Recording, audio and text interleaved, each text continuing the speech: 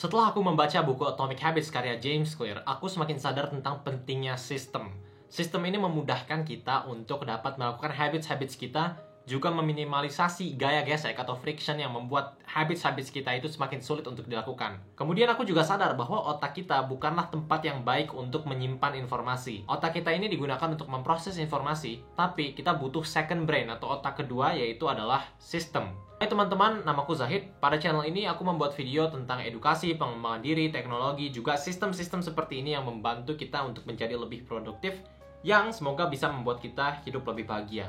Dan pada video kali ini aku akan membahas Notion, sistem yang sudah aku gunakan sejak tahun 2020, yang aku harap dapat membantu teman-teman untuk mengatur dan juga mencapai resolusi pada tahun 2021. Ini adalah video kedua tentang Notion. Video sebelumnya itu mendapatkan lebih dari 100.000 views, dan aku baca di komentar-komentarnya, ternyata banyak banget yang pengen tahu penggunaan Notion untuk pemula. Video ini dirancang untuk teman-teman yang baru ketemu dengan Notion.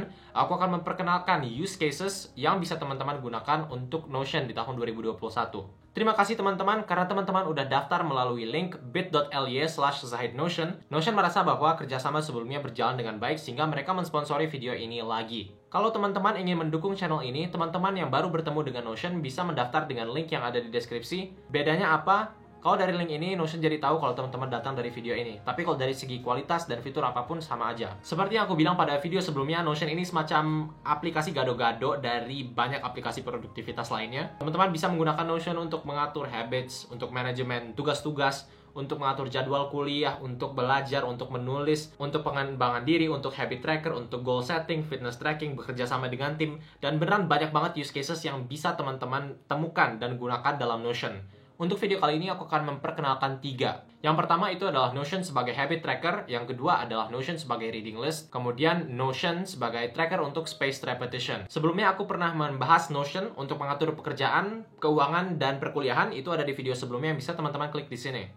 Use case yang pertama adalah Notion sebagai habit tracker. Di sini aku sudah sediakan template yang bisa teman-teman download dan langsung duplicate di Notion teman-teman. Untuk habit tracker ini aku menggunakan template yang langsung aku duplicate dari template library-nya Notion. Ada lebih banyak habit tracker yang udah kompleks, lebih kompleks, dan punya kolom yang macam-macam, punya views yang macam-macam. Tapi untuk ini aku lebih pengen memperkenalkan use cases-nya. Kalau layout dari tabelnya atau page-nya itu terserah, bisa teman-teman kustomisasi jadi apapun, tapi yang penting adalah use cases-nya. Ini contohnya use case Notion sebagai habit tracker. Kalau misalnya teman-teman punya habit baru yang pengen dikembangkan pada tahun 2021, misalnya teman-teman pengen coba lari 15 menit, teman-teman bisa tinggal tambahin di sini aja, lari 15 menit. Dan kemudian ini bisa jadi tracker teman-teman untuk apakah habit tersebut terwujudkan atau tidak pada hari itu. Misalnya pada hari Senin teman-teman pengen lari 15 menit, kalau misalnya terwujudkan tinggal checklist. Di bagian ini cukup self-explanatory sehingga teman-teman bisa mengeksplornya sendiri. Yang paling penting mungkin bagaimana teman-teman bisa menambahkan hari lagi. Jadi kalau misalnya ada hari baru, ada 2 cara yang bisa teman-teman lakukan, yaitu pertama tinggal pencet tambah di sini, kemudian teman-teman tulis nama harinya, terus teman-teman bisa lanjutin ke bawah, atau geser ke atas satu-satu. Tapi menurutku ini cenderung membingungkan kadang-kadang. Jadi yang suka aku lakukan adalah tiap awal minggu itu bakal aku reset seperti ini, kemudian nanti aku ulang lagi dari awal. Tapi kalau misalnya seperti ini, teman-teman harus punya tracker lain, misalnya yang di buku, atau teman-teman bisa menyiapkan checklist lain di halaman Notion yang lain pula. Penggunaan kedua adalah reading list atau list membaca. Ini template yang aku pinjam dari temanku Rakean Radia. Rakean udah membuat video yang membahas tentang reading list ini secara detail. Videonya itu sekitar 20 menit yang akan ada di deskripsi. Di sini aku akan menjelaskan bagaimana cara aku menggunakan reading list ini. Untuk layoutnya sangat simple sekali. Teman-teman langsung dapat kolom want to read atau mau dibaca, kemudian in progress buku yang sedang teman-teman baca pada saat ini, kemudian buku yang sudah selesai, dan juga buku yang nggak jadi teman-teman baca atau yang diberhentikan di tengah jalan bacanya. Kalau misalnya ada buku baru, misalnya aku tertarik sama buku Kof Alexandro yang You Do You, aku tinggal tambah di sini. Kemudian kalau misalnya ada buku yang in progress, bukunya ditaruh di sini. Nah, nanti kalau misalnya teman-teman klik di sini, teman-teman bisa melihat bahwa ini banyak banget kolom yang bisa teman-teman isi. Ini membantu teman-teman untuk merefleksikan apa yang sedang teman-teman baca. Misalnya subtitlenya ini lebih kayak ke sinopsis bukunya, atau properti ini gunanya nanti kalau misalnya teman-teman mau ada cover bukunya seperti ini. Kalau teman-teman misalnya mau taruh cover bukunya di sini supaya lebih indah Notion-nya, teman-teman nanti pencet yang property, add an image. Kalau aku sendiri nggak menggunakan foto karena aku nggak begitu memperhatikan keindahannya, asal aku ada tracker yang cukup membantu aku dalam tracking apa yang aku baca, itu sudah cukup. Di sini untuk genrenya bisa teman-teman pilih mau mana. Misalnya grade itu aku anggap itu adalah non-fiction. Kemudian skornya ini rating teman-teman untuk membantu teman-teman merefleksikan seberapa besar pengaruh buku ini bagi teman-teman. Aku masih in progress kan, jadi aku belum bisa menilai, tapi katakanlah pengaruhnya adalah 5. Kemudian reading date, ini teman-teman bisa set. Tidak hanya 1 hari, tapi teman-teman misalnya punya target menyelesaikan buku ini dalam 2 minggu. Teman-teman tinggal klik misalnya yang ini. Teman-teman misalnya pengen baca dari hari Jumat tanggal 1 selama 2 minggu sampai tanggal 15. Teman-teman tinggal klik yang end date di sini. Dan kemudian teman-teman tinggal klik untuk end date-nya tanggal 15. Apa yang akan terjadi? Yang terjadi di sini adalah, di sini ada kalender yang memberitahukan teman-teman tentang buku yang teman-teman baca. Misalnya di sini grade untuk tanggal 1 sampai tanggal 15 sudah ada di kalender. Ini membantu teman-teman, terutama kalau teman-teman misalnya punya target menyelesaikan buku dalam jangka waktu tertentu. Kemudian di sini ada logging. Logging ini membantu kita untuk merefleksikan apa yang kita baca dan meningkatkan retensi kita terhadap apa yang kita baca. Jadi kalau misalnya buku ini non-fiksi, di sini non-fiction loggingnya sudah disiapkan oleh Rakean. Di sini ada reading log 1. Di sini teman-teman bisa menuliskan insight yang teman-teman dapatkan. Misalnya pada tanggal 31 Desember, teman-teman membaca buku ini. Kemudian teman-teman membaca bab keempat tentang ini.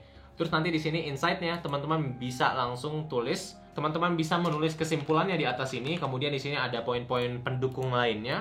Kemudian di sini teman-teman juga bisa menuliskan quote yang paling teman-teman suka. Untuk reading log ini, Rakean sudah membahasnya selama 20 menit dalam videonya. Jadi teman-teman silahkan tonton di link yang ada di deskripsi. Kemudian use case yang terakhir yang menurutku bakal membantu teman-teman adalah space repetition. Space repetition ini memanfaatkan konsep kurva lupa Ebbinghaus. Grafik yang teman-teman lihat sekarang bisa membantu teman-teman. Teman-teman bisa melihat bahwa ketika kita memproses informasi baru, informasi tersebut akan turun retentionnya sampai akhirnya kita review lagi materi itu sehingga materinya kembali lagi ke atas, dan forgetting curve-nya atau waktu yang dibutuhkan untuk kita lupa itu diulang dari awal. Dan semakin sering teman-teman melakukan ini, ternyata waktunya itu bisa diperpanjang sehingga yang tadinya teman-teman harus review setelah 8 jam, setelah review kedua nanti teman-teman bisa di-extend jadi 1 hari. Nanti setelah review 1 hari bisa di-extend lagi sampai akhirnya nanti teman-teman butuhnya mungkin cuma sekali setahun untuk menggali informasi itu lagi. Di sini aku udah siapin template yang referensinya adalah template dari Brandon Zhang. Ini misalnya berguna banget bagi teman-teman yang sedang kuliah atau teman-teman yang belajar bahasa atau apapun yang membutuhkan memori. Di sini aku udah siapkan kolom matkul di mana teman-teman bisa klik dan pilih matkul apa. Teman-teman bisa ganti nama matkulnya di sini. Misalnya ini teman-teman fisika aja biar lebih mudah. Kemudian teman-teman tinggal pilih di sini matkul fisika. Misalnya teman-teman mau belajar tentang vektor, maka ditulis di sini. Kemudian nanti di sini ada tanggalnya, tanggal kapan pertama kali dipelajari. Misalnya teman-teman mempelajarinya pada tanggal 7 Januari 2021. Nanti otomatis seperti yang teman-teman lihat, dia akan langsung berubah untuk rep 1, rep 2, rep 3, rep 4. Karena di sini sudah pakai formula atau rumus atau kode yang dimana ketika kita set tanggal di sini, tanggal di hari-hari ini tinggal ngikut. Dari sini teman-teman sudah tahu kapan kira-kira teman-teman harus review materi vektor lagi kalau teman-teman pertama belajarnya pada tanggal 7 Januari.